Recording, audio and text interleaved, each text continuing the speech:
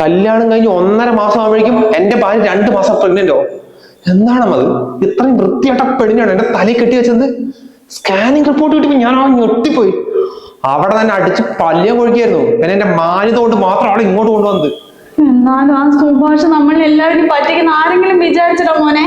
പത്തരമാറ്റ കുട്ടിയാണ്, ഒന്നും നോക്കണ്ട, കണ്ണും പൂട്ടി എടുത്തോളിന്നല്ലേ അച്ചക്കൻ പറഞ്ഞത്. ഇവൾ ഇത്രയും വലിയ മോശക്കരിയാന്ന് ഇപ്പോഴല്ലേടാ മനസ്സിലായത്. ഒരു ഗതിയും പരഗതിയില്ല വീട്ടില്. ഇവിടെ വന്നിട്ടെങ്കിലും 4 പണിയും ചെയ്ത് മിണ്ടാതിരിക്കും വേണ്ട. ഇതിപ്പോ ഇത്രയും വലിയ മാനമായില്ലേ? ഇപ്പൊ തന്നെ അവളുടെ വീട്ടുകാർ ഞാൻ സുഭാഷിനെ വിളിക്കടാ. ചേച്ചി ഇപ്പൊ വരുന്നുണ്ടേ, അത് കഴിയട്ടെ. എല്ലാത്തിനും വിളിച്ച് വരുന്നുണ്ട്. അപ്പൊ അവളെന്താ പറയണതിനെ കുറിച്ച്? അവളെന്ത് പറയാനാ? ഒന്നും അറിയില്ല, മറ്റേ മോങ്ങി ഇരിക്കുന്നുണ്ട്. ഒന്നും അറിയില്ലേ? അതെന്താടാ ദിവ്യ ഗർഭം അവൾക്ക്?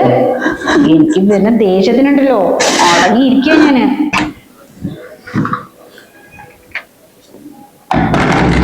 എന്താ അമ്മേ? എന്താടാ? എന്താ അത്യാവശ്യമായിട്ട് കാണണം പറഞ്ഞ? എന്തെങ്കിലും പ്രശ്നമുണ്ടോ? നീ വന്നടി മോളെ, പ്രശ്നമേ ഉള്ളൂ. അതെങ്ങനെയപ്പ ഞാൻ എന്റെ വായ കൊണ്ട് ഇടാ പറഞ്ഞു കൊടുക്കുന്നു. ചേച്ചി സാധനം ചതിച്ചതാ. അതിന് കണ്ടാ പറയോ എന്തൊരു പാവാ. പക്ഷെ ഇത്രയും വൃത്തിയായിട്ടവളാണെന്ന് ഇപ്പോഴല്ലേ മനസ്സിലായത്. ഹോസ്പിറ്റലിൽ പോയിട്ട് സ്കാനിങ് റിപ്പോർട്ട് കിട്ടിയപ്പോഴേ അവൻ 2 മാസം പ്രഗ്നന്റ്. കല്യാണം കഴിഞ്ഞിട്ട് ആ കൂടെ 1.5 മാസമല്ലേ ആയിട്ടുള്ളൂ. ഇതെങ്ങനെ സംഭവിച്ചോട്ട് ഒന്നും മിണ്ടുന്നില്ലത്. ഇതാണ് അവിടുത്തെ പ്രശ്നം.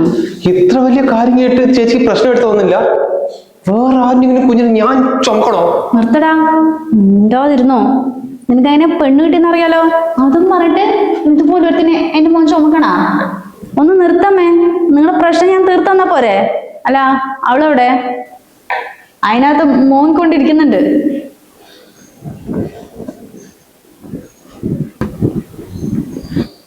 സന്ധ്യ ചേച്ചി, മോളെ കരയൊന്നും വേണ്ട. കല്യാണത്തിന് മുമ്പ് എപ്പോഴാ പീരീഡ്സ് ആയെന്ന് ഓർമ്മയുണ്ടോ? കല്യാണത്തിന് 15 ദിവസം മുമ്പ്. എന്നാ ഇങ്ങനെ മോങ്ങിക്കൊണ്ടിരിക്കാണ്ടേ നിനക്ക് അവൻ്റെ അടുത്ത് കാര്യം പറഞ്ഞൂടായിരുന്നോ? എനിക്കൊന്നും മനസ്സിലാവുന്നില്ല ചേച്ചി. അത് ശരി. അപ്പൊ ഒന്നും അറിയാണ്ടാണല്ലേ രണ്ടാളും കൂടി അവളിന് ഓരോന്ന് പറയാൻ നിൽക്കുന്നത്? എടാ, ഈ ഗർഭസ്ഥ ശിശുവിന്റെ പ്രായം കണക്കാക്കുന്നതേ ലാസ്റ്റ് പീരീഡ്സ് എപ്പോഴാണെന്ന് നോക്കിയിട്ടാ. അതും ഈ സ്കാനിങ് ഡേറ്റുമായിട്ട് വ്യത്യാസം ഉണ്ടാകും. അവൾക്ക് കല്യാണത്തിന് 15 ദിവസം മുമ്പല്ലേ ആയത്.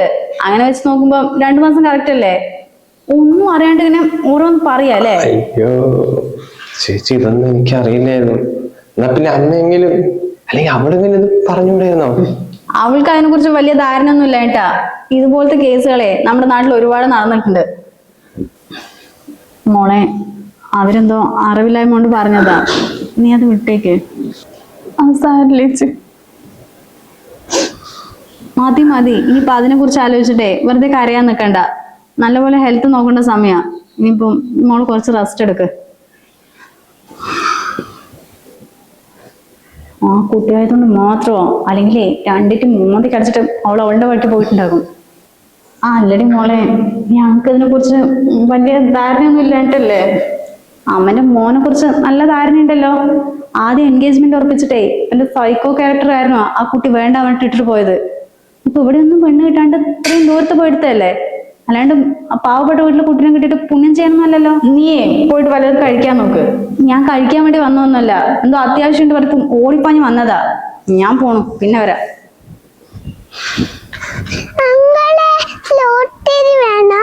ലോട്ടറിയോ? ലോട്ടറി ഒന്നും വേണ്ട.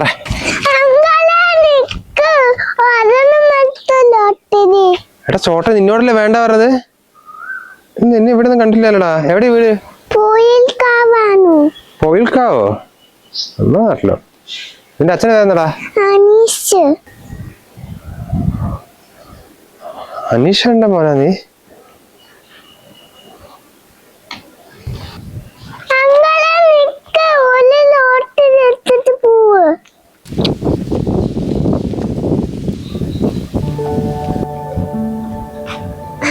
അമ്മ, ആരും ലോട്ടറി എടുക്കുന്നില്ല.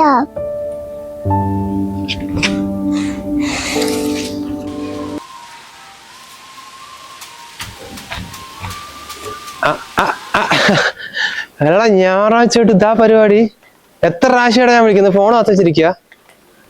നീ തുണിയൊന്നും നിനക്ക് നാണമില്ല മോനെ? നിനക്ക് എടാ മിഷ്യനിലിട്ട് അലക്കാൻ പറ്റാത്ത തുണികളാടാ. അല്ലെങ്കിൽ സ്വന്തം വീട്ടിലെ തുണികൾ അലക്കുന്നല്ലേ എന്ന് നടക്കടാള്. എടാ ഇതൊക്കെ പെണ്ണുങ്ങൾ ചെയ്യേണ്ട പണിയല്ലേ. എടാ ഈ വീട്ടിലെ പണി പറഞ്ഞാലേ അത് പെണ്ണുങ്ങൾക്ക് മാത്രം ഉള്ളതല്ലാട്ടാ, എല്ലാവർക്കും ചെയ്യാൻ പറ്റും. അല്ല നിന്റെ വീട്ടിലെ പണിയൊക്കെ ആരാ ചെയ്യാ?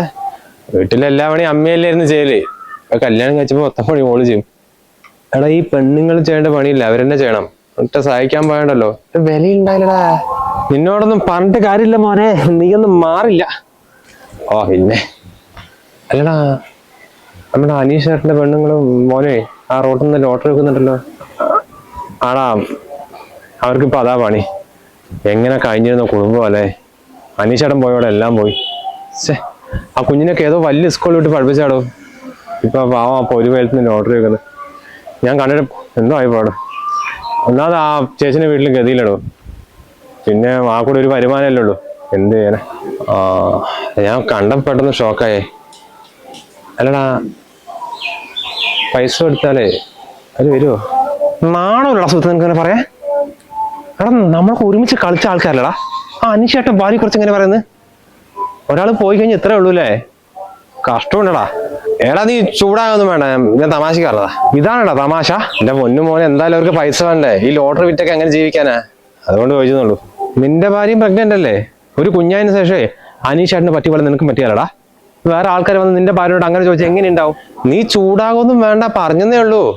പിന്നെ അതൊക്കെ വിധിയാണ് മോനെ, അങ്ങനെ വന്നാ പിന്നെ അങ്ങനെ സംഭവിക്കുള്ളൂ. വിധിനെ തടുക്കാൻ ആർക്കും പറ്റില്ലല്ലോ. വിധിനെ തടുക്കാൻ ആർക്കും ആവില്ല. പക്ഷെ അതൊക്കെ മുൻകൂട്ടി കണ്ടിട്ടേ ഒരു ടേം ഇൻഷുറൻസ് എടുക്കാൻ എല്ലാവർക്കും പറ്റുമല്ലോ. തുടങ്ങി ഓന്റെ ഒരു ഇൻഷുറൻസ്. എന്റെ പൊന്നു മോനെ നീ ഒന്ന് നിർത്തുവോ? ഇതേ ഡയലോഗാടാ അന്ന് അനീഷേട്ടൻ പറഞ്ഞത്. നീ ഒന്ന് ആലോചിച്ച് നോക്ക്, അനീഷേട്ടൻ അന്നൊരു ടേം ഇൻഷുറൻസ് എടുത്തിട്ടുണ്ടെങ്കിലേ മൂപ്പരുള്ള സമയത്ത് എങ്ങനെയാണ് കഴിഞ്ഞത്, അതേപോലെ തന്നെ ഇപ്പൊ അവർക്കും കഴിഞ്ഞൂടെ. എത്ര വലിയ സ്കൂളിൽ പഠിക്കേണ്ട കൊച്ചാടത് ലോട്ടറിയും വിറ്റിട്ട്. എടാ നിന്നെ പോലുള്ളവർക്കൊന്നും ഈ ടേം ഇൻഷുറൻസിന്റെ പ്രാധാന്യം എന്താണെന്ന് ഇപ്പോഴും മനസ്സിലായിട്ടില്ല, അതുകൊണ്ട് എങ്ങനെ പറയുന്നത്. അല്ല നീ പറഞ്ഞാലും കുറച്ചൊക്കെ കാര്യമുണ്ട്, ചെറുതൊന്നും അല്ല മോനെ, വലിയ കാര്യം തന്നെയാണ്.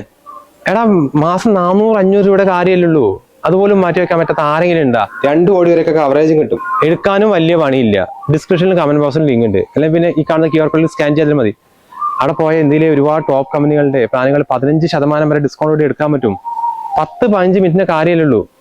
പിന്നെ നമ്മുടെ നാട്ടിലൊക്കെ പ്രവാസികൾ ഒരുപാട് ഉള്ളതല്ലേ, അവർക്ക് ഈ വിദേശത്ത് എടുത്ത് നിൽക്കാലേ 30 മുതൽ 50% കുറഞ്ഞ ചെലവിലേ നാട്ടിൽ നിന്ന് എടുക്കാൻ പറ്റും. എടാ ആർക്കും ഒന്നും പറ്റാതിരിക്കട്ടെ, പക്ഷെ ഒരു ടേം ഇൻഷുറൻസ് എടുത്തേക്കേണ്ടതേ വളരെ അത്യാവശ്യം തന്നെയാടാ.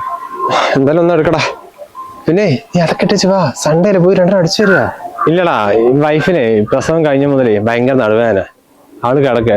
ഞാൻ വന്നാൽ ശരിയല്ലോ, കുറച്ച് പണിയുണ്ട്. ശരി.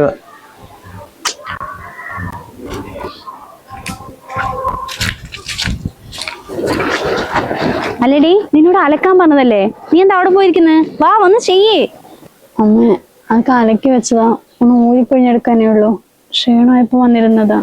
ആ ഈ സമയത്തെ ക്ഷീണവും കാര്യങ്ങളൊക്കെ ഉണ്ടാകും, അത് മറ്റും അവിടെ മാറിപ്പോയി ഇരിക്കല്ല വേണ്ടത്.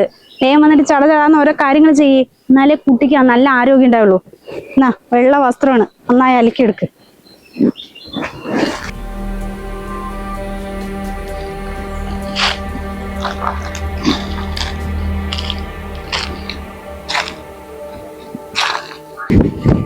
ഓ എന്ത് ചൂടാതെ, ഒരു സെക്കൻഡ് പുറത്തിറങ്ങാൻ പറ്റില്ല.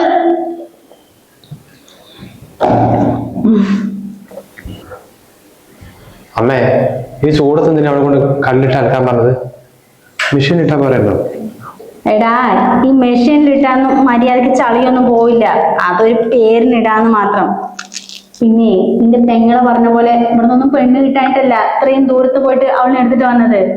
ഇതിപ്പോ ഗതിയില്ലാത്ത വീട്ടിലെ പെണ്ണാകുമ്പോഴേ നമ്മൾ പറയുന്ന കേട്ട് വീട്ടിലെ എല്ലാ പണിയും ചെയ്ത് അടങ്ങി ഒതുങ്ങിയിരിക്കും. വേറെ വീട്ടിലെ പെണ്ണാണെങ്കിലോടാ എത്ര പവൻ സ്വർണ്ണ സ്ത്രീധനമായിട്ട് കിട്ടിയിട്ടുണ്ടാകും. ഇത് പലതും തന്നാ.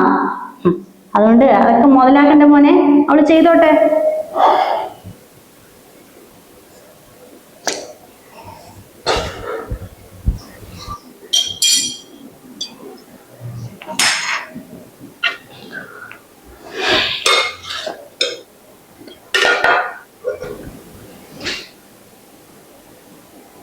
അതെ സമയം 12 കാലമായിട്ടുള്ളൂ, ഇപ്പൊ തന്നെ ചോറെടുത്തിട്ട് അവിടേക്കാ.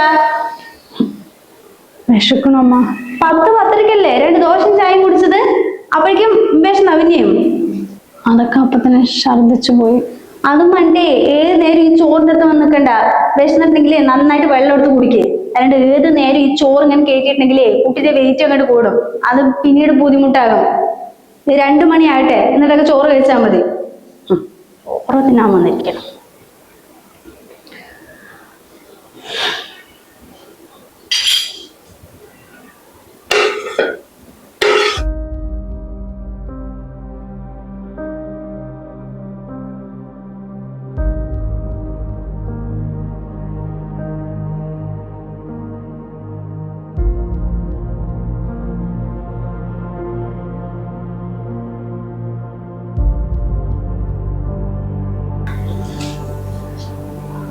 ഏട്ടാ, എനിക്കൊന്ന് അമ്മനെ കാണുന്നുണ്ട്.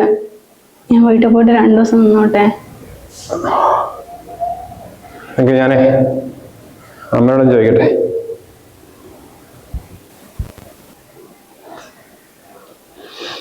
എന്ത് വർത്താനോട് ഈ പറയുന്നത്? അവളിപ്പോ വീട്ടിൽ പോയി കഴിഞ്ഞാലേ ഇവിടുത്തെ പണിയൊക്കെ ആരാ ചെയ്യാ? അല്ലമ്മ, അത് പണിയെടുത്ത് ക്ഷീണിച്ചു. 2 ദിവസം പണി പോയി നിന്നോട്ടെ. എടാ, നിന്റെ കുഞ്ഞിന്റെ ആരോഗ്യത്തിന് വേണ്ടിട്ടാ അമ്മ ഇത്രയും അവളെ പണിയെടുപ്പിക്കുന്നത്. നീ അതൊന്നും നോക്കണ്ട, പോയി നിന്റെ കാര്യം ചെയ്യ്.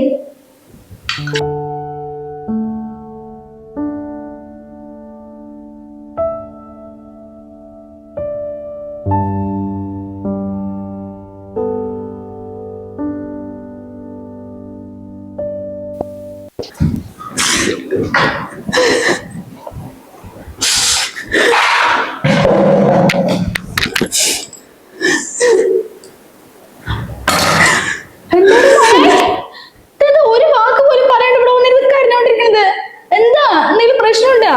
എന്താ ചേച്ചി? എന്താ പ്രശ്നം? എന്താ മേ? അറിയില്ലടാ മോനെ, വന്നെത്തി കരഞ്ഞോണ്ടിരിക്കല്ലേ. എടി മോളെ, എന്താണ്? ഒന്ന് പറ. എന്ത് പറയണമ്മ? അവിടെ ഒരു സാധനമല്ലേ എന്റെ ഭർത്താവിന്റെ അമ്മ. ആ തള്ളു ദ്രോഹിക്കുന്നതിനെ ഒരു കൈയും കണക്കൂല്ല. ഇപ്പൊ ആര്? വസന്തകുമാരിയാ? എടി മോളെ, നീയല്ലേ എപ്പോഴും പറഞ്ഞു നടക്ക എന്റെ അമ്മായിമ്മ നല്ലതാണ് നല്ലതാണ് പറഞ്ഞിട്ട്. ഇപ്പൊ എന്താടിയാ തള്ളിക്ക് പറ്റിയത്? ആർക്കറിയാം, ഇപ്പൊ ഒരു താടക സ്വഭാവം കാണിക്കുന്നത്. ഒരു മിനിറ്റ് തന്നെ ഇരിക്കാൻ സമ്മതിക്കണ്ടേ? ഏത് നേരം പണിയെടുപ്പിച്ച് കൊല്ലുക. ദുഷ്ടത്തി തള്ള. അല്ല ചേച്ചി, ഇപ്പൊ അളിയൻ നാട്ടിലുണ്ടല്ലോ. നിന്നെ ആ തള്ള ഇങ്ങനെ ചെയ്യുമ്പോ വേട്ടൊന്നും പറയില്ല? അങ്ങനെ പറയണേ ഞാൻ ഇപ്പൊ ഇവിടെ നിന്ന് കരഞ്ഞിരിക്കുവാടാ. ആ തള്ള പറഞ്ഞതിന് അപ്പുറം കളിക്കില്ല. ബൊമ്മ പോലത്തെ ഒരു ഭർത്താവ്. അത് കൊള്ളാലോ. ഇവിടെ ഒരു ചായ ഗ്ലാസ് പോലും ഞാൻ കഴുകാൻ സമ്മതിക്കില്ല എന്റെ കുട്ടിന്റെ അടുത്ത്. അവിടെ പോയിട്ട് ഉള്ള പണിയൊക്കെ അവളെ കൊണ്ട് ചെയ്യിപ്പിക്കുകയാണ് പറഞ്ഞ. എടാ, എന്റെ മോള് കരയപ്പോഴേ എനിക്ക് നെഞ്ചു പൊട്ടുക. നീ എന്ത് നോക്കി നിക്ക? പോയി ചോദിക്കട അവരുടെ അടുത്ത്. ചേച്ചി 1 മിനിറ്റ്, ഞാൻ പോയി മാറ്റി വരാം. അങ്ങനെ ഇവിടെ ശരിയായില്ലല്ലോ. നിക്കടാ അവിടെ. സ്വന്തം മോള് വന്ന് കരഞ്ഞിരിക്കുമ്പോ അമ്മയ്ക്കും മോനും നല്ലപോലെ കൊള്ളുന്നുണ്ടല്ലേ? അതേപോലെ വേറൊരു അമ്മന്റെ മോളല്ല നിന്റെ ഭാര്യ. അത് നിനക്ക് മനസ്സിലാവാത്തത്? എന്ത്? ഇനി എങ്ങനെയാടാ നിന്നെ പറഞ്ഞ് മനസ്സിലാക്കി തരാ? ഇത്രയും നേരം പറഞ്ഞതേ എന്റെ കാര്യമല്ല, നിന്റെ ഭാര്യനെ കുറിച്ചാ. എന്റെ അമ്മായിമ്മയും ഭർത്താവും എന്നെ പൊന്നുപോലെ നോക്കുന്നത്. ഇന്നലെ ആ ശാരദച്ച് വിളിച്ച് പറഞ്ഞപ്പോഴാ ഇവിടെ നടക്കുന്ന കാര്യങ്ങളൊക്കെ മനസ്സിലായത്. നിനക്ക് നാണമില്ലടാ സ്വന്തം ഭാര്യനെ വേലക്കാരിയാക്കി മാറ്റാൻ?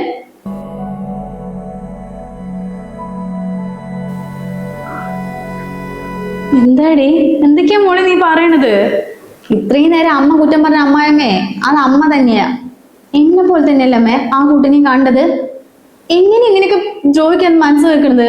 അത് ഈ പ്രഗ്നന്റ് ആയ സമയത്ത്. ഒന്നില്ലെങ്കിലും അവളുടെ വയറ്റിൽ കിടക്കുന്ന നിന്റെയും കൂടി കുഞ്ഞല്ലേടാ. അമ്മ ഇത്രയും പറയുമ്പോ നീ എന്താ കൈ കെട്ടി നോക്കിയിരിക്കുക? അല്ലെങ്കിൽ നിങ്ങൊന്നും പറഞ്ഞിട്ട് കാര്യമില്ല. സ്വന്തം ഭാര്യയ്ക്ക് ഭർത്താവ് വില കൊടുത്താലേ ആ കുടുംബത്തിലെ മറ്റംഗങ്ങളും അവൾക്ക് വില കൊടുക്കുള്ളൂ. ആ വീട്ടിൽ ആരെങ്കിലും അനാവശ്യമായിട്ട് എന്നെ എന്തെങ്കിലും പറഞ്ഞാലേ ആ സ്പോട്ടിലും മനോട്ട് എന്റെ കൂടെ നിന്നിട്ട് അവർക്കെതിരെ പ്രതികരിക്കും. അതാടാ ഭർത്താവ്.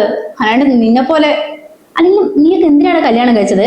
വേറെ വീട്ടിൽ പെൺകുട്ടിനെ നീ ഇവിടെ വന്നിട്ട് നരയിപ്പിക്കാൻ വേണ്ടിച്ചാ? ഇനിയെങ്കിലും 2 മനുഷ്യന്മാരെ പോലെ ഒന്ന് പെരുമാറാൻ പഠിക്കേ. ഇവളെന്തൊക്കെ ഈ പിച്ചും പേയും പറഞ്ഞിട്ട് പോണ്? നീ ഒന്നും കാര്യാക്കണ്ടടാ.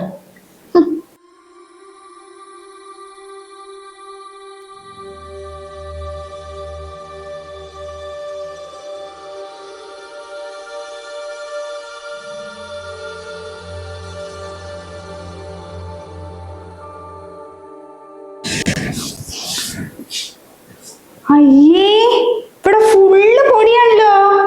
ആ പൊടിയുടെ അടുത്ത് നേരത്തെ അടിച്ചു പിടിക്കാൻ പറഞ്ഞതാണ്. ഇത്രയും നേരമായിട്ട് ചെയ്തിട്ടില്ല അല്ലേ? എടീ എടീ, അയ്യോ, കെട്ടിലമ്മ വാതിലടച്ച് പള്ളിയോർക്കത്തിലായിരുന്നാ? എടി, നിന്റെ അടുത്ത് അടിച്ചു തുടച്ച പാത്രങ്ങളൊക്കെ കഴുകാൻ പറഞ്ഞല്ലേ? എന്തായിക്കത്ത എത്ര നേരം? അമ്മേ, അവിടെ ഒന്നും പറയാൻ നിൽക്കല്ലേ, ഞാൻ തന്നെയാ പറഞ്ഞത് പണിയെടുക്കണ്ടെന്ന്. അവൾക്ക് നല്ല ക്ഷീണമുണ്ട്, കുറച്ച് റെസ്റ്റ് എടുത്തോട്ടെ. എടാ, ഈ സമയത്ത് ക്ഷീണവും കാര്യങ്ങളൊക്കെ ഉണ്ടാകും. അത് പറഞ്ഞ് നേരം ഇങ്ങനെ വന്ന് കിടന്നാലേ പിന്നെ സർജറി ആയിരിക്കും, സുഖപ്രസവം ഉണ്ടാകില്ല. ഏത് നേരം തൂങ്ങി പിടിച്ചിരിക്കേ? ആര്? എവളോ? ഇത്രയും ദിവസം ഒരു മിനിറ്റ് പോലും റെസ്റ്റിലാണ് പണിയെടുപ്പിച്ചല്ലേ അമ്മ? ഇങ്ങനെ പണി ചെയ്താലേ സുഖപ്രസവം ആകില്ലേ? അത് വേണ്ടമേ. ആണോ? അവളുടെ കുടുംബത്തിന്റെ മഹിമ അറിയാലോ. 1 രൂപ എടുക്കാൻ പാകില്ലാത്ത ആൾക്കാരാ. പ്രസവ സമയത്തെ നീ തന്നെ മുഴുവനും ചെലവാക്കേണ്ടി വരും. അത് സാരല്ലമേ, പ്രസവത്തിന് എത്ര പൈസ ആണെങ്കിലും അത് ഞാൻ ചെലവാക്കാം. ആ വയറ്റിൽ കിടക്കുന്ന എന്റെയും കൂടി കുഞ്ഞാ. നീ ആള് കൊള്ളാലോടാ. ഇത്രയും ദിവസം അവളെ ചവിട്ടി തേച്ച് നടക്കായിരുന്നല്ലോ. ഒരു ദിവസം പെങ്ങൾ വന്ന് പറഞ്ഞു പോകുമ്പോഴേക്കും അവളുടെ തങ്ങളുടെ സ്നേഹം കൂടിയാ നിനക്ക്. ഇത്രയും ദിവസം അമ്മ പറയുന്നത് കേട്ട് ഞാൻ അതിനെ ഓരോന്ന് പറഞ്ഞു പോയി. ഇനിയും മാറിയില്ലെങ്കിൽ ഞാൻ മനുഷ്യല്ലമ്മേ. അത് ഈ വീട്ടിലെ വേലക്കാരി അടിമയല്ല, അതെന്റെ ഭാര്യയാണ്. ഇനി മുതൽ ഈ വീട്ടിൽ എല്ലാ പണിയും ചെയ്യിപ്പിക്കുന്ന പരിപാടി ഉണ്ടല്ലോ, അത് നടക്കില്ലമ്മേ. അവളെ കൊണ്ടാകുന്നത് ചെയ്യും, ബാക്കി അമ്മ ചെയ്യും, വേണമെങ്കിൽ ഞാൻ ചെയ്യാം. പറ്റില്ല നമുക്കൊരു വേലക്കാരനെ വെക്കാം. കഷ്ടം തന്നെ, നീ വെറും പെൺകോന്തനായി പോയിട്ടാ മോനെ. ഭാര്യനെ സപ്പോർട്ട് ചെയ്ത് സംസാരിക്കുന്ന ഭർത്താവൊക്കെ പെൺകോന്തനാണെങ്കിൽ അത് ഞാൻ സഹിച്ചമ്മേ. കുറച്ച് കാലം കഴിഞ്ഞാൽ അമ്മയ്ക്ക് വയസ്സാവും. ഇനിയിപ്പോ മക്കളായാലും ഒരു പ്രായം കഴിഞ്ഞാൽ ജോലി പഠിപ്പ് പറഞ്ഞിട്ട് അവരും പോവമ്മേ. എന്റെ കൂടെ അവസാനം വരെ ഉണ്ടാകുന്നതേ അതെന്റെ ഭാര്യ മാത്രമായിരിക്കും. അത് ഇനിയും മനസ്സിലാക്കിയില്ലെങ്കിൽ ശരിയാവില്ലമ്മേ.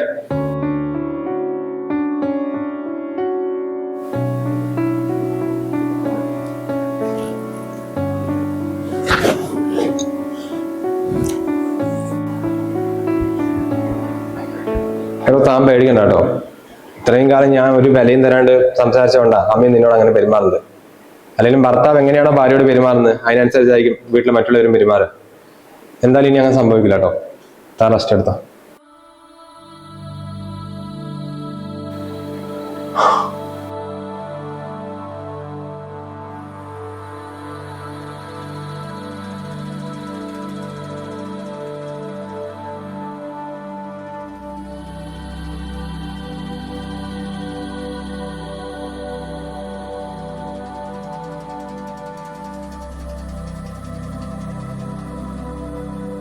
തുടക്കത്തിൽ പറഞ്ഞ ടേം ഇൻഷുറൻസിന്റെ കാര്യം ഒന്നുകൂടി ഓർമ്മിക്കുകയാണ്. നമ്മളില്ലെങ്കിലും നമ്മുടെ കുടുംബം സുരക്ഷിതമായിരിക്കാൻ എല്ലാവരും ഒരു ടേം ഇൻഷുറൻസ് നിർബന്ധമായി എടുത്തിരിക്കണം. ഇപ്പോൾ 15% വരെയൊക്കെ ഡിസ്കൗണ്ടോട് കൂടി ഒരു ടേം ഇൻഷുറൻസ് എടുക്കാനുള്ള ലിങ്ക് നമ്മൾ ഡിസ്ക്രിപ്ഷനിലും പിന്നെ കമന്റ് ബോക്സിലും കൊടുത്തിട്ടുണ്ട്. അല്ലെങ്കിൽ ഈ കാണുന്ന QR കോഡിൽ സ്കാൻ ചെയ്താൽ മതി. അപ്പൊ എല്ലാവരും ഒന്ന് കയറി ചെക്ക് ചെയ്യാം.